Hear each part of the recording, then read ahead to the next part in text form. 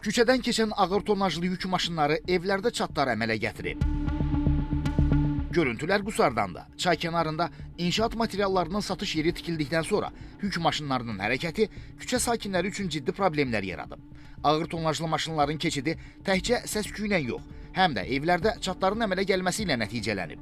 Hazırda 5-6 evdə bu cür çatlar müşahidə edilir. Evdə oturanda çat-çat olub bütün hər yerlər. Elə olur ki, yəni ki, şikayət də eləmişik. Biz Siranlı şikayət eləsək də, Siranı bu yollara görə bax, kamazlar, dünən kamazlar vəbşi dəhşət idi, dəhşət. Kamazlar yenə də gəlib, baxın da, çəkində bıraxın. Bilmirik biz. Bizdə bu kamazları saxlamağa imkan. Bu kamazlardan biz bura gəlmişik. Bak. Bu bizim günümüz. Gördünüz? Bir stəkan çay açıq həyatda içə bilmirik qardaşlarım. Vallahi. Son 5 ildə olub da bu. Son 5 ildə qətiyyən biabırçılıq vəziyyəti burada. Biabır vəziyyəti. Hamısına evi çat.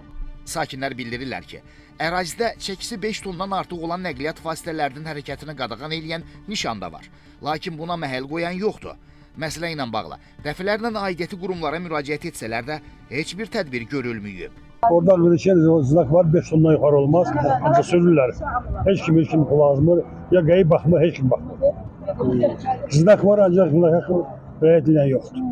Məsələ ilə bağlı Qusar şəhər icra nümayəndəliyinə müraciət etdik.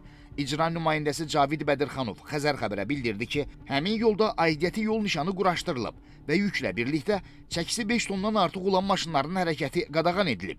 Daxili İşlər Nazirliyinin əməkdaşı Xəyal Talıbov isə qeyd etdi ki, həmin ərazidə təhlükəsizliyin təmin edilməsi məqsədi ilə polis əməkdaşları tərəfindən tədbirlər görülür və həmin tədbirlər davam etdiriləcək.